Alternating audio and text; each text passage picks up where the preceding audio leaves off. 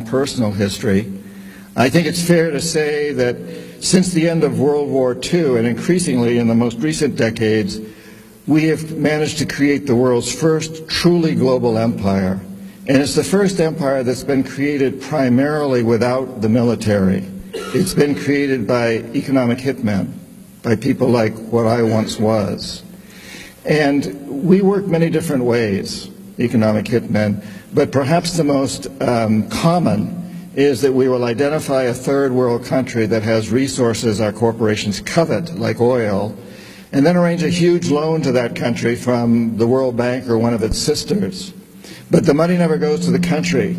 Instead, it goes to our big corporations to build infrastructure projects, power plants, highways, industrial parks, things that benefit a few very rich people in that country, as well as our own corporations, but don't help the majority of the people who are too poor to buy electricity, don't have the skills to get jobs in industrial parks, don't own cars to drive on the highways. And yet those very people, the whole country is left holding a huge debt so that it can't pay for education and social services and health care for its people.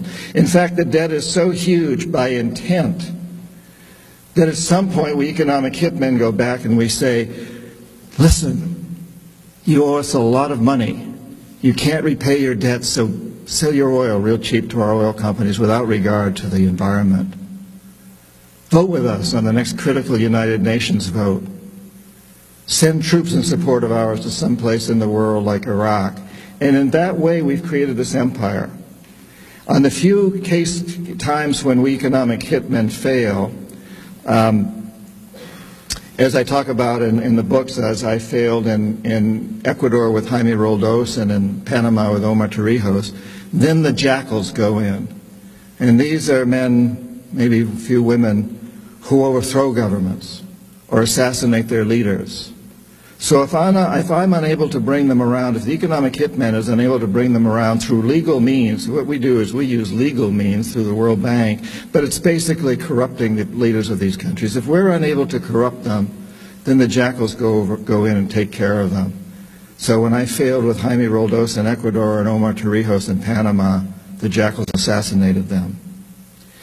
And if the jackals fail, which is what happened in Iraq, both the economic hitmen and the jackals failed with Saddam Hussein, then, and only then, does the military go in. So this is the first empire in the history of the world that's been created primarily without the military. The military only is the last resort.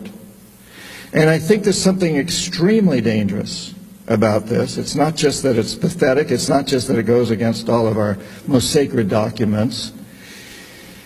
It's extremely dangerous because we claim to be a democracy. And a democracy is built on the assumption that the electorate is informed.